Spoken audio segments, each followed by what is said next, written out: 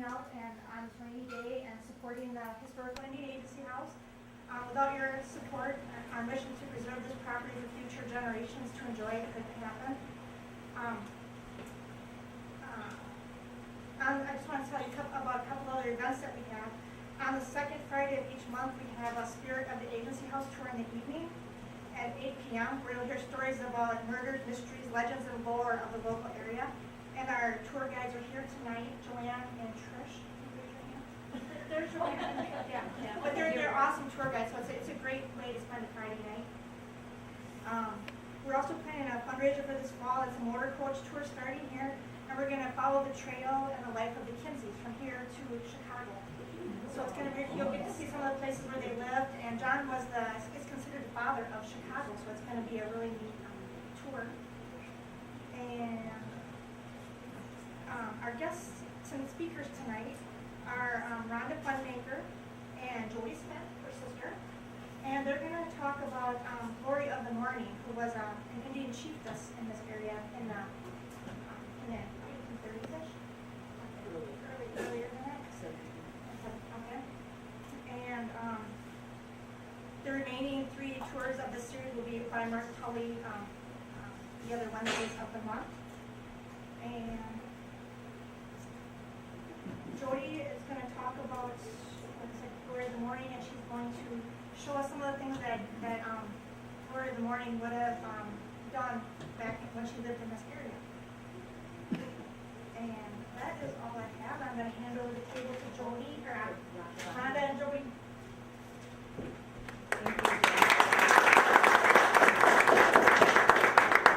So, to start with, back in the 1700s, when my great-great-grandmother was born, the Ho-Chunk people, like other native populations, traveled.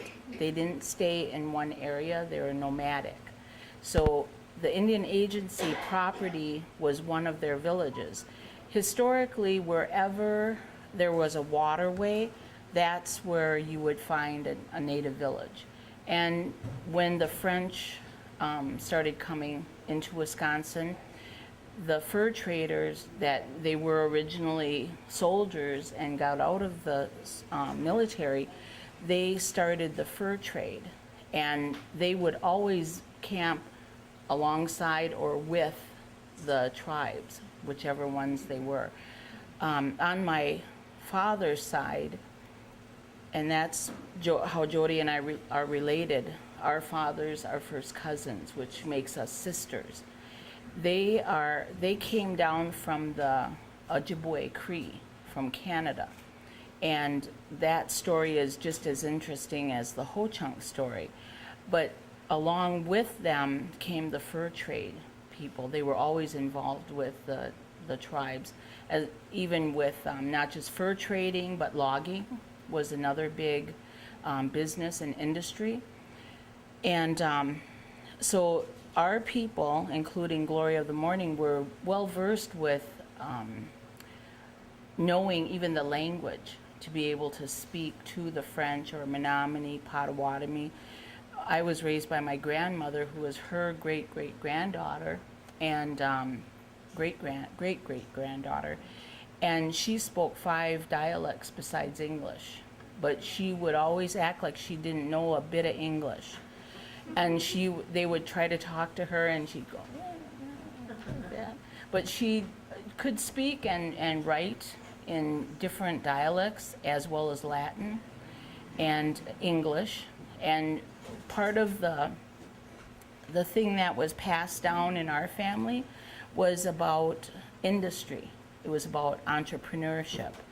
And through that, we did everything from these bowls to hides, tanning hides, my grandmother was great at making turtle sinew, and men would come from all over the Midwest and other places to trade her for her sinew because it was so well made and it would last on a bow forever. And they would trade her, bring bundles of goods to trade for that sinew. And that's how I grew up in the 50s. with neighbors that came to trade twice a year at our village, which was just on the more northwest of here. But that village was also where Gloria the Morning lived, and her father, Chief Fourlegs. And so we had established within our family a different paradigm than other tribal families, because we didn't have enemies among other people that came, and we were not taught to fear other people or to dislike them because they spoke other languages. There was really nobody that spoke English fluently. The Welsh, we traded with the Welsh, with different Germanic people, the Pennsylvania Dutch people that landed there and then came this way. And both of us, our families, were also related on the Pennsylvania Dutch side. My grandmother's mother married a Decorah, and so my grandmother was part Dutch, as well as Jody's. That Pennsylvania Dutch side, they moved on from Wisconsin to Green Bay, and later in life, we found out we were double related, on the Dutch side and the Anishinaabe side. So we really give each other the wooden shoe every now and then. And we like that. I should have brought my shoe. But so one of the things that we really cherish and is inherited through our line of Gloria the Morning is this wooden corn pounder. It's actually a pounder that we use for everything from dried meat to different herb blends, vegetable blends. Without gravy, thickeners, that's how we would get a thickener, is by mixing vegetables together, because they have so much starch that it'll just automatically thicken. So, and it's easy to carry when it's like that, so is corn. We usually use a flour sack. After our corn is, and Jody's gonna send this wooden bowl around of the corn. After we harvest the corn, some of it will be dried, and we'll put it in a bag, like a flour sack bag or cotton bag, and then, but it has to be completely dry or it'll get moldy. Then we hang these bags, somewhere where there's no light, so they stay fresh. And we still do that today. We could put it in a plastic jar or a glass jar, but it has more flavor when the air is able to get through it, but not make it stale. So the corn pounder, and this, like I said, this is one that's handed down in our family. If you see someone with one like this, they've copied it from us. We have 3 kinds of corn pounders that survived our, cultural mishaps and other things. One is like this, one is long, and this, the hole will be as big as this, so the women would rock it and pound through the opening, and it'll be like a table length, and then somebody will rock that and more corn will circulate in there.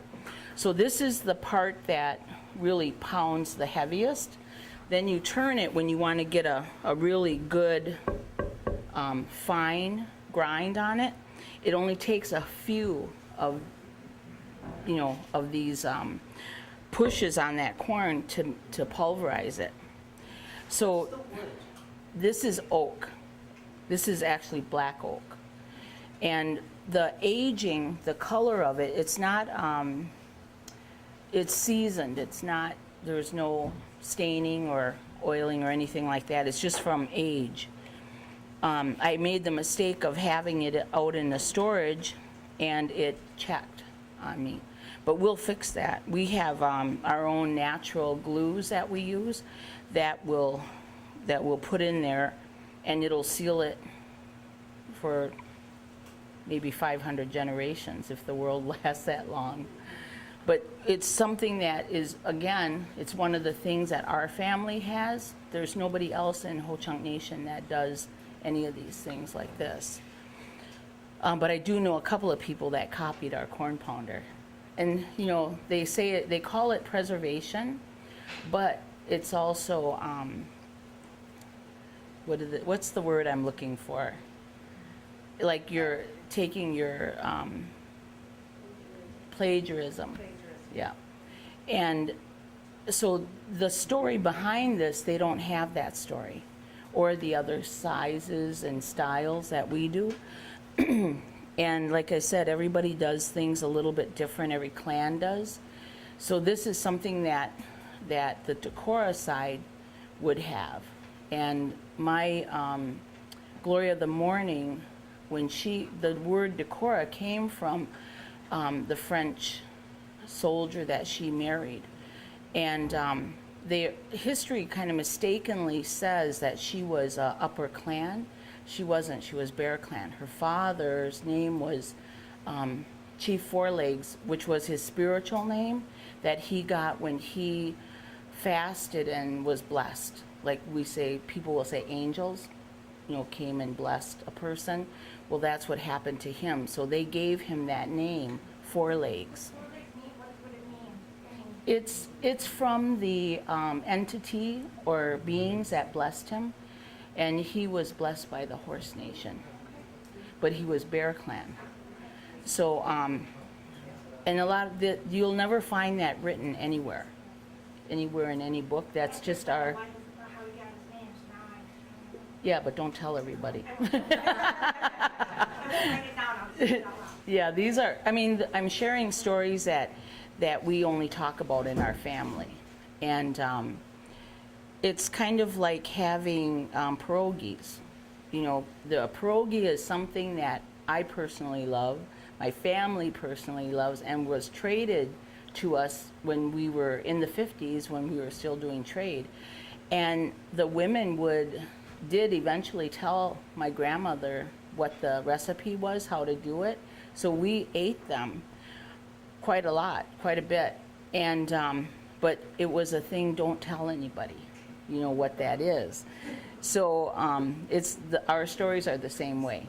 And like you were saying about the Waikan stories, those stories are only told when everything goes to sleep. This rabbit has a spiritual significance to the Ho-Chunk people. And there's a reason why these legs are like this on a rabbit who does not have feet or calves. But this, like Bill Quackenbush told you, he can't tell the story because it's a Waikan story, which means that there are stories you can only tell in the winter when everything is asleep. And then, but someone who made this knew about that story, the significance of it. And there's other stories that can be shared even out of winter. Because they're part of our origin, which sometimes you have to tell origin stories in the summer or in the spring, in the fall. And yes. When you're talking about that rabbit, is it that, I mean, that particular, how do I say it, little doll of a rabbit, or is the rabbits that jump around also were part of the spiritual? No, this particular rabbit is the only one of its kind. But it's kind of like one of those stories where an entity like this rabbit can change itself and speak to a person, and that's part of our story. Before, you know, a lot of people throughout the world had stories like that, where they might have called them the gods or the myths, and they had a relationship with Greeks, they had a relationship with the Irish, they had a relationship with the Welsh.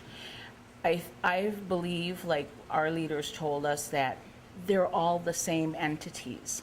They just approach different people in different ways. So there's many, yeah, you can start that over there. No. handed out? They did already. Oh, This is okay, back. all right, yeah, just a little bit.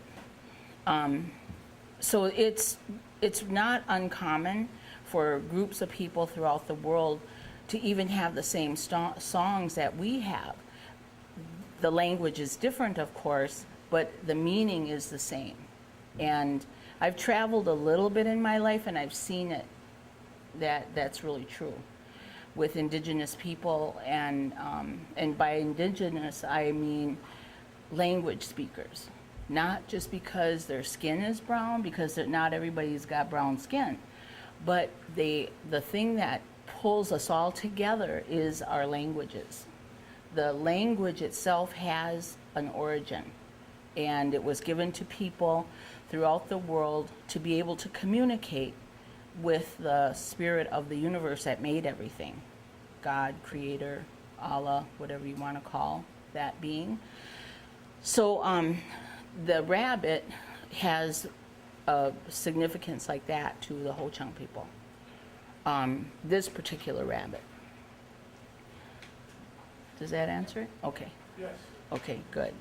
So back in the probably late 1700s, when Gloria of the Morning would have been a young woman, some of the places where we would, at that time, the family members would travel to was because there's something here that they needed to do.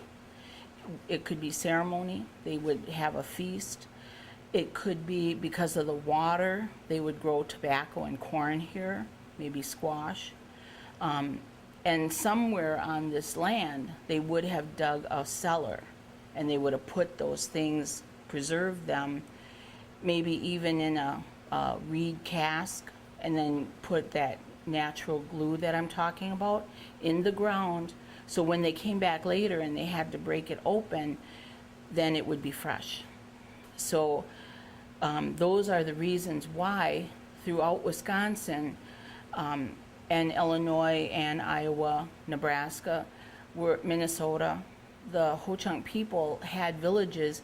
They would have had these root cellars, and some of them they'd always be close to a water, and that's where their camp or village would be. There would always be other people that would come there, whether it was Menominee or Stockbridge or Oneidas or Chippewa or French, British. A lot of times in our family stories, and I've been able to track down the people from those stories, and just for myself, I just wanted to hear the other side of that story. And it actually would make a great book because it would be factual. It wouldn't be something that I read in a history book that wasn't real.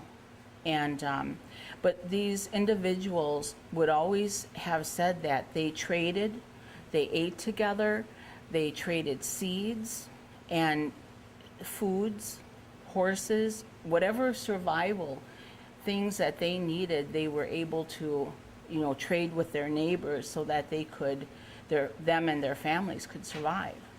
And corn was a big one. So our corn and our tobacco seeds in our family are handed down from the first person that ever got a corn seed or ever first had tobacco for ceremony.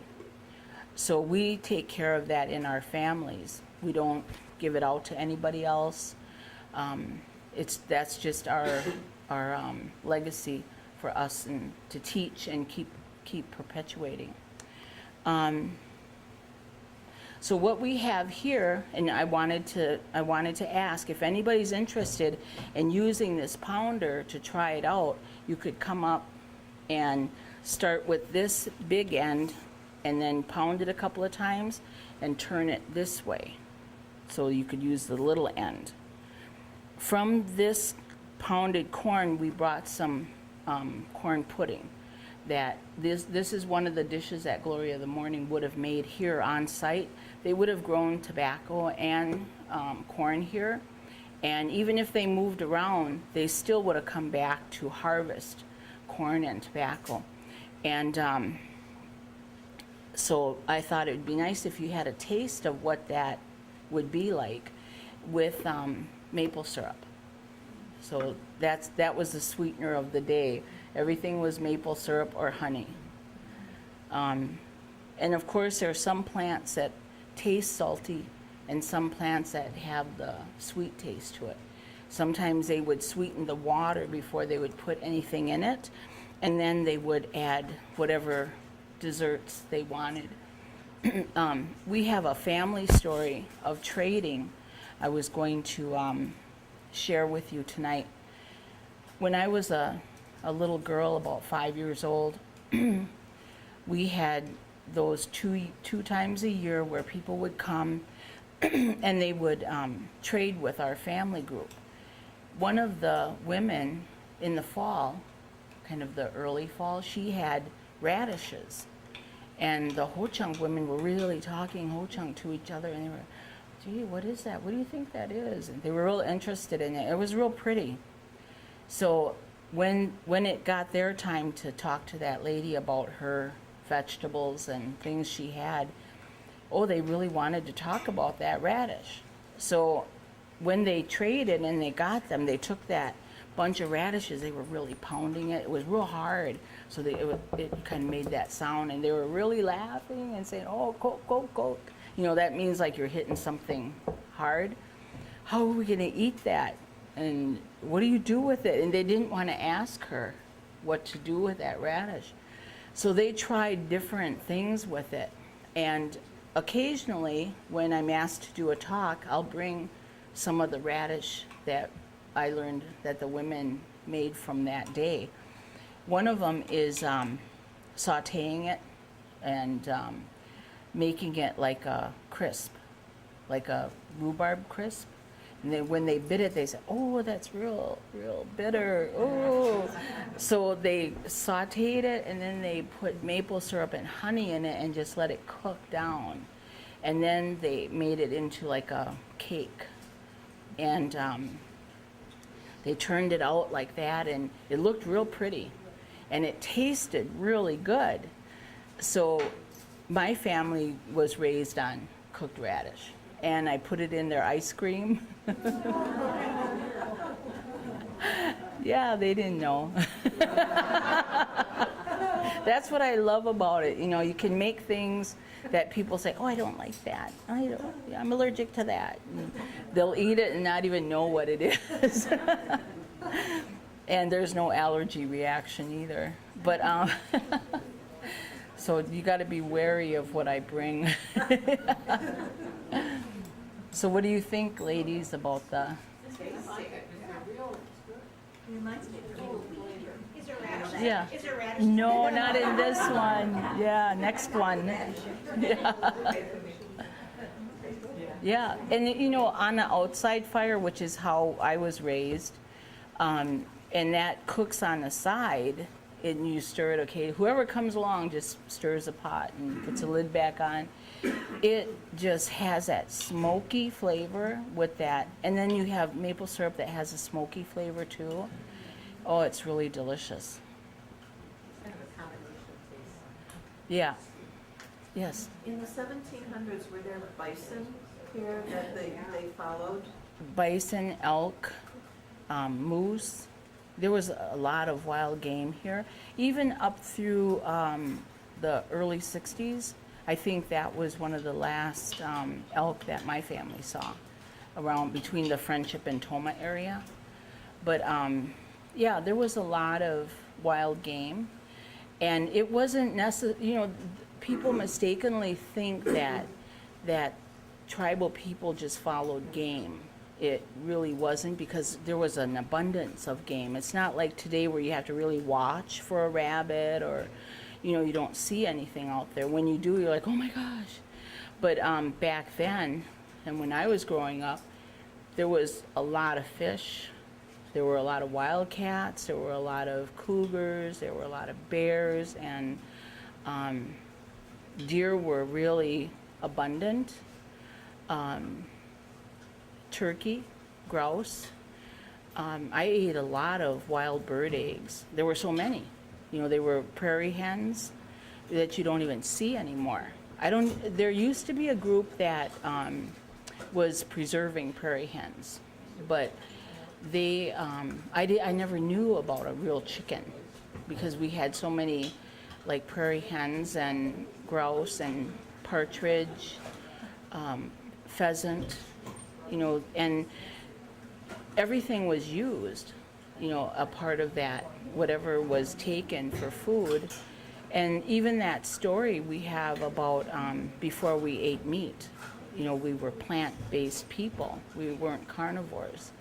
So when we did our first killing, that's when we started to eat meat. And even for fish, there was no such thing as eating something that was alive, that had a heart, that had blood that went through it.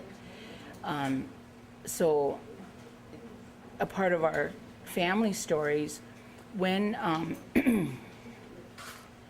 we have the right to pick anything that is food. And other things that are not, because food can also be medicine, so things that are not a part of the plant-based food chain, you have to earn the right to get those for your own eating. But that came after we did our first killing, and that must have been maybe 300 million years ago. Can you say Or- that again? The what? Can you say that again? Which part? Yeah, about how the plant-based, the plant-based and. Yeah. In our family, our stories say that we didn't always eat meat. We ate mostly plants. We didn't even eat fish. So, because we didn't eat anything or kill anything that had a heart or had blood, that you would have to actually end its life so that you could eat it. And there were certain plants that we were given to eat, and so those were the plants that we survived on. Corn was one of the things, because corn is also, and wild rice, they're also a protein. Nuts are like that too. So we had kind of like stir fries almost, with a lot of nuts and plants in them, cooked in with it. So being raised that way, it's real different when you start eating more meat in your diet. And I think I try to raise my kids the way that I was raised, with more plants instead of more meat. And today, 3 of them are more vegetarian vegan, and they're okay. They're fine with that. But most people didn't have that. They didn't have an abundance or a desire to kill other animals. But when they did, then they used their furs for blankets and clothing and other things. So in some of the segments that I do, I have stories about before we ate meat and the kind of food that we ate and how we fixed it. And I was telling Jennifer, if she ever wants us to come to do some hands-on classes like that we could do that and talk about it, what they are. So what do you think of the corn pudding? Wonderful. I was wondering, some of the native plants, were there like sunflowers and was there wild asparagus and mushrooms? We always had asparagus, and that's a whole story by itself. But the sunflowers and radishes were brought here. And but we did have wild potatoes, and they're still available. And then for like some of our breads that we used lily root and cattail root, and dried them and pounded it in something like this. We went up to Mosquito Hill one time and walked around and gathered all the different plants, and then we cooked them and had like a meal Yeah. on all those cattails and wild asparagus. Yeah. So there's a lot of different, and then like there's plants and berries and nuts that you can add for texture and to make it more solid, that you could, cook it that way. And we have a restaurant that we're trying to get open again. We're under construction right now, but we do a lot of those meals like that, a lot of foods, native fusion foods. Yeah. Where is it located? In Baraboo on, what is it, 6 or 4? It's on 401 Oak, between First and Second, Oak and Second. Yeah, on the corner. It used to be the old Alliant Energy, and then Yarn Art Cafe was there after that. And it's a really nice space, and we want to, our intention is to have art, music, and food. And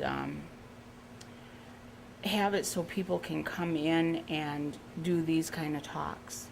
And because I think people really do, they're really interested in where their food comes from. And nowadays, there's so many allergies and so many babies being born with cancer. And you think, how can an innocent, fresh newborn come here with cancer? That just doesn't make any sense. So we try to raise awareness about healthy food and non-GMO, organic. And really, organic is just probably the way our grandparents, planted seeds and used cow manure, and sheep manure. It was really nothing, I don't think it was really a special thing in a bag. It was more about using what came from your livestock and the vegetation around your property, and then putting it back into the soil. So I hope you enjoyed tonight's talk, and if you have any questions, yes. Yeah, I might have missed one part when you were talking about, many, many centuries ago, you were basically plant eaters. Mm-hmm. You couldn't kill anything that had a heart or blood, or you couldn't eat anything that had heart or blood. Mhm. But did I hear you say that you were allowed to kill it for its hide? After we first killed, when people first killed, when that started, Okay. then they used the hide from the animal or its bladder, intestines, to make flasks and clothing and blankets. And kind of a continuation of that, the stories of your culture, where did you come from? I guess that's it. Were you more in the warmer areas where you didn't need Well, back these hides and things? or- in our historical stories, this was a warmer area. Oh, Before the, I guess you'd say like the flood, and then again the glacier movement, that down through this whole area into Illinois was more, and Indiana was more tropical. And there's further down. Yeah.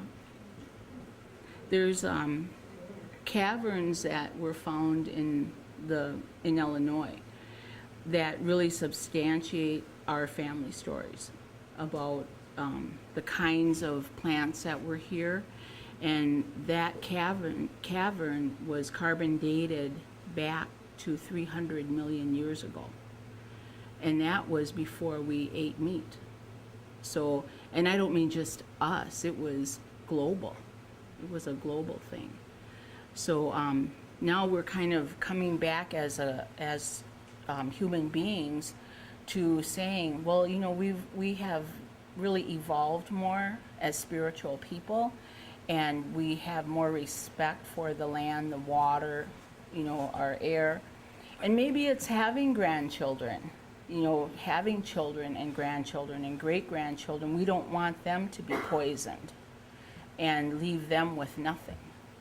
So historically, places like this, even though it's not in Ho-Chunk land anymore, it has a history that tells something about what all of us did one time. Because I'm sure people had to come here and trade. It wasn't just a place where the natives came and moved on to another location. And we have many, many, many of those locations throughout Wisconsin, Illinois, Nebraska, Indiana, Minnesota. So yeah, I think we're all learning something together about the earth and about keeping it clean, keeping our water safe, and eating healthier, you know. And that's good, you know, I mean, it's really good for all of us and for our families. So I'm glad that we could come and share a few things with you tonight, and I hope Jennifer and the group, you know, has us back and we can do something even better next time. Yeah, we will have more than a day's notice. But we're good with that. Yes. Here. I had heard that, early in the morning, and toilets were up by the Neenah area, because there was a village up there on the Fox River, Mhm. where, Smith Park is right now, because they have, effigies, you know, in that park. Mhm. So, and were they from around here, or were they up, further up north, or? They were everywhere. those See that, you know, things? in history, when the government tried to keep Native people to one location, that wasn't going to work because we're nomadic people. So even that's handed down to us, it's taught to us. So we would come here, there's like 4 places right around here where the Ho-Chunk and other tribes would come for trade, ceremony, you name it, we all did it together. And so Portage was like a middle stop between here and Edgerton, around the Yellow River. And the tribe, family-wise, we had a huge garden there on the Yellow River. And again, that water was usable for the garden. And one of the things that I think a lot of people do is, back in those days, they raked the water and the tributaries, and they kept them flowing and kept them clean. And they used that debris in their garden, so that it was a cycle.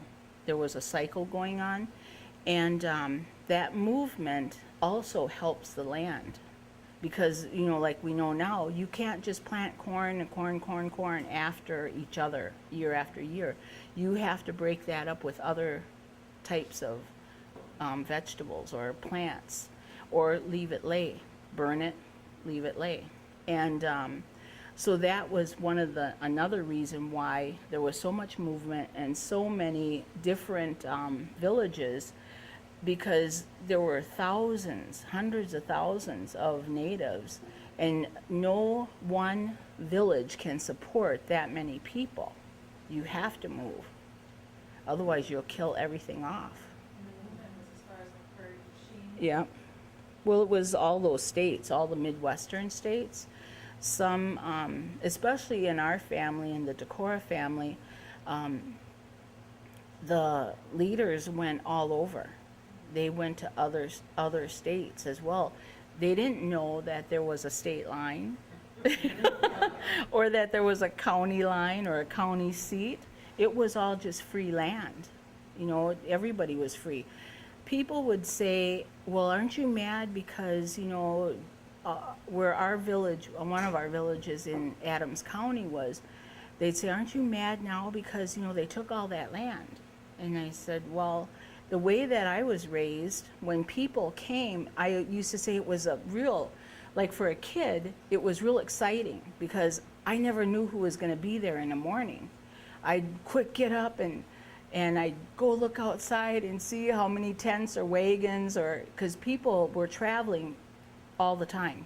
Not just natives, but other nationalities were coming through. And we had a reputation that they could stop at our place. They could, you know, rest their horses, and they could get food, they could trade for things they needed. And we had guys that knew how to hammer metal. Our people, our family would dig ore and make things from it. That's why, like this, oh, you don't have that one on, but like this metal, our family, myself, I was taught how to do that, how to smelt. And I watched them, and they'd have like a stump like this, and then they'd chisel out like a little block or a round or a rectangle. And they'd melt the metal on an open fire, and then they'd put it in that form. And after they quenched it, then they would pound it out. They'd make necklaces. You see pictures of women with rings on and the brooches and earrings and everything. That was the men or even the women who were not, they were past their menstruation. Then they could handle that metal. They even would get gold. But gold is a special thing, so they didn't talk about it. It was something that you had to be really elderly to be able to say the name of that even, because it was so special. But so some of the, like the movement that you're talking about wasn't about following wild game. It was going to where the ore was. It was going to where those food caches were, where they were, in the ground.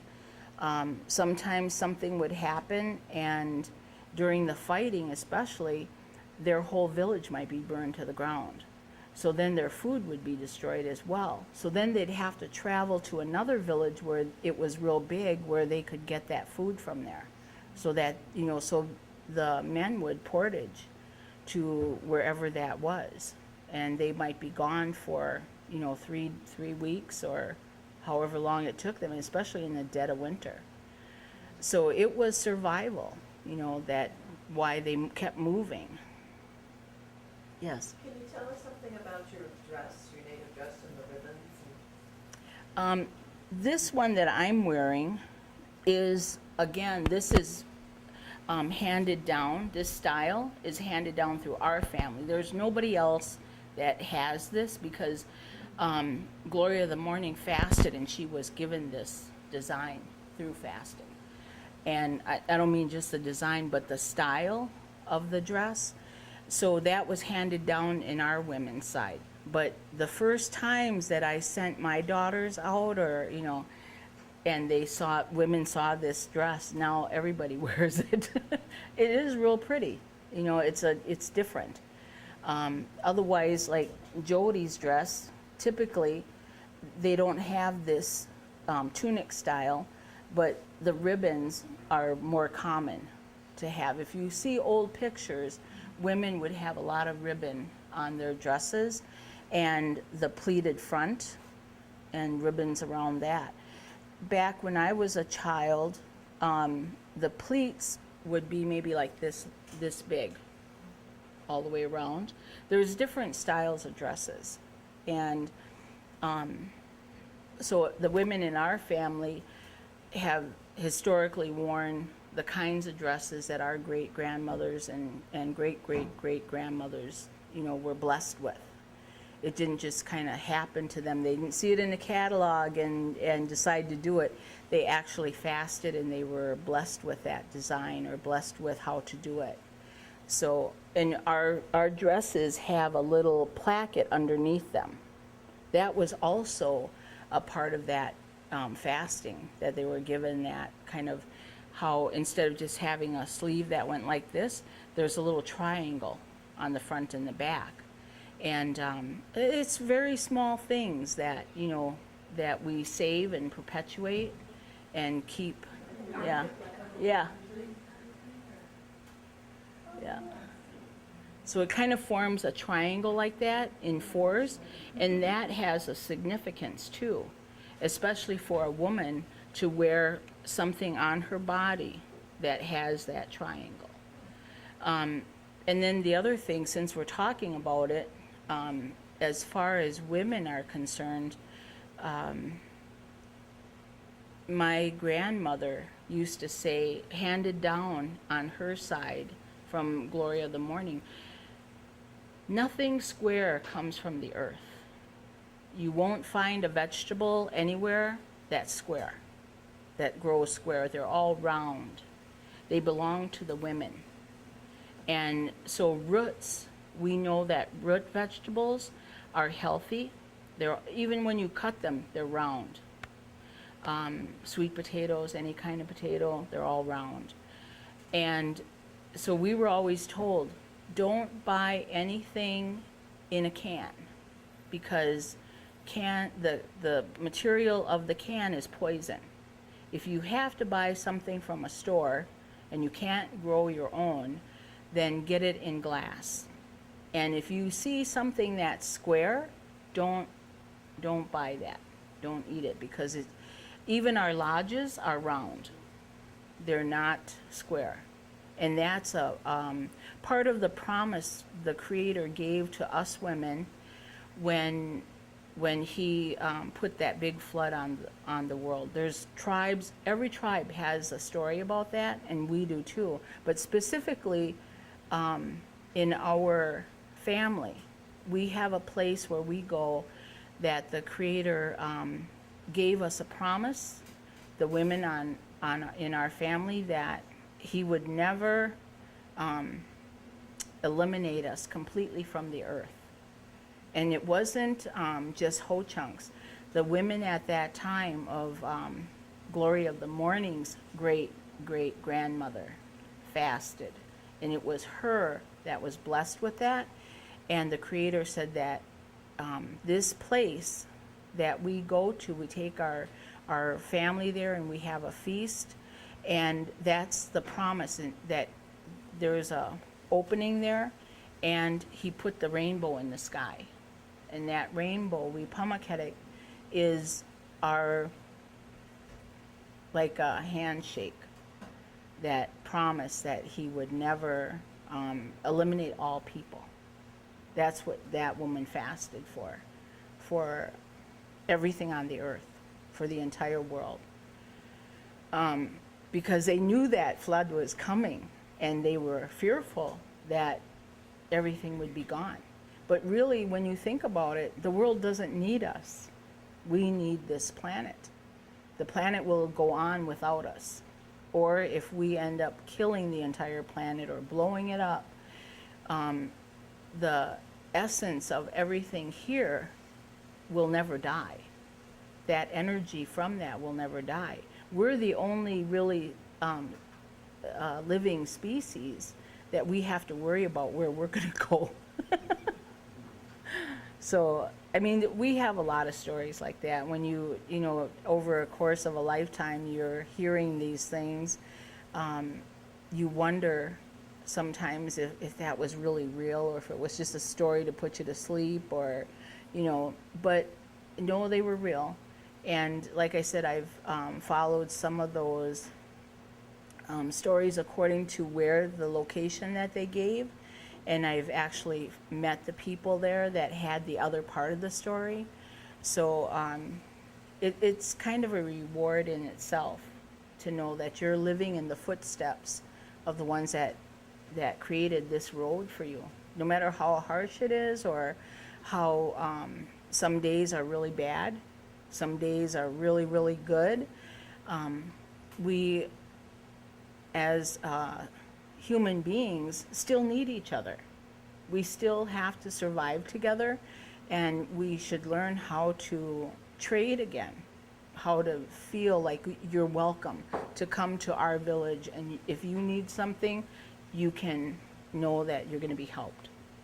I think that's important for all people. So, well, yeah. Your language is being well preserved? I think so. I think it is. There was a era where really it was in my lifetime, about half of my lifetime ago, it started to decline, and maybe even a little before that, after World War I and the Korean, or II, and the Korean conflict, more Ho-Chunk men and women came back and realized how big this world is, because they were out in other parts of the globe. And they could see how our survival was affected. Like, they wanted to be modern. They wanted to have the big house, the picket fence, the car in the driveway, and, you know, all these things, education for their children.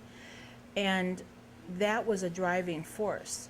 So there was the Relocation Act of the 20s. And when that, it affected a lot of people like myself. I was affected by that too, because my parents wanted the white fence and the square house. They didn't want to live in a wigwam. And they wanted to be more modern. So that, from that time until probably the 80s, mid 80s or early 80s, less people spoke Ho-Chunk or less people spoke Anishinaabe. And when I went to Haskell Indian School, I went to, there were tribes from every state in the United, that were part of the United States and Canada, Alaska, and they all talked their own language. They would come there with other, tribal members, and they would, you couldn't understand what they were saying unless you got to know them and they helped you to know what they were saying. But now I talk to some of the grandchildren of the people that I went to school with, and they don't talk their language. Their language is so denigrated and so watered down that they have all these programs for preservation of language, just like the Ho-Chunk do, like the Anishinaabe do. And it's really, you look at that group, that era, that's all the effects of relocation. That's from that the government pushing, you can get a GI loan for a house. And like I'm saying, our story said, don't ever eat anything that's not round. Don't, if it's square, leave it alone. And they used to tell us, don't eat seafood, like lobsters and sea animals, because they didn't come from here. They're not from here, they're from someplace else. And just recently, we read this article about the DNA. Yeah, National Geographics, or one of those history Channel. channel-based, had an article about seafood, and that their DNA is unlike anything on Earth. There's It's the no lobster. DNA like them. It's more alien form. So we're eating aliens, folks. I said, oh, darn. Paying high price for it, too. $42 a pound. But I mean, people back then, they knew things like that. How did they know that? They knew it. And it wasn't just natives, it was other people from all over the world knew these same things. So people like from Finland or from Germany or from China and people here, how did they all have the same information? That's a question that we have not really heard a good answer to. But so it's not just Native people. Again, we're all a part of one species. So we've all had teaching that is the same kinds of teaching. And we share the same kind of food. We share the same air. We all see the same stars at night. We all breathe the same air. It's recirculated, and somebody else on the other side of the world is breathing that air. Water is the same way. So we have more in common than we really think about on a daily basis. And I really, like with our restaurant, we're morphing more into the cultural end of what we do. And we have had people come and sing and play their instruments from other cultures. And we're going to continue doing that. We're going to offer other classes from other cultures because we don't see that out here. We're not the only ones that do fiber art. There's other people that do fiber art. And we want to really promote the fact that they've been able to keep that alive. it's precious. If they go and they don't have any students, it's gone. You know, it's going to be a long time to find somebody else. So we're all in the same kind of boot, you know. So any other questions, or are we good, or there's more corn pudding? Well, thank you so much, huh? Yeah. There's stories about how Gloria of the Morning actually was, you know, supposedly she would be like 141 years old. What do you Yeah. really Over age? Yeah, her age-wise, yeah, she was over, like my leader, when he left, he was 114 years old. And she had to be like 100 and maybe 20, 23. And her father died before her. But her uncles, his brothers, they were still alive. Some of them were still alive. And longevity is really, that was a normal thing for people. You know, all people. There's some people that our stories say they lived between 700 and 1,000 years old. And that's not just here, that's other places. Can you imagine meeting somebody from another culture when they were 20 and then meeting them again, you know, 40 years later and then 40 years after that? And people stayed healthy a lot longer. You look at all these archaeological sites where people have their teeth. You know, how did they keep those teeth like that? Because they didn't eat processed sugar. You know, they didn't eat certain things that deteriorate the enamel, and they were probably very active because they had to survive. They had to, you know, live every day. And, you know, some scientists say that wood smoke is not good for you. But then cast iron, you know, they're saying is good for you. So wood smoke and cast iron kind of went together because when it first started, there was no Teflon. And Teflon is a carcinogenic. So the cast iron is better than the Teflon. And you get more minerals from cooking in cast iron. So I think she had to be over 117 years old. I'm trying to narrow that down according to our stories of her. And then the fact that her grandsons were grown men and she was still alive during that time. You know, even in our family stories, there's so many funny kind of little stories that are passed on about her, and that she had a kind of a sense of humor that women of the time would have, because women were supposed to be subservient and really not have a place at the table. And she was not subservient, and she had a big place at the table. So, like my leader, he would say, well, I'm giving you this right, and you come by it, you inherited the right to be able to do what a man does.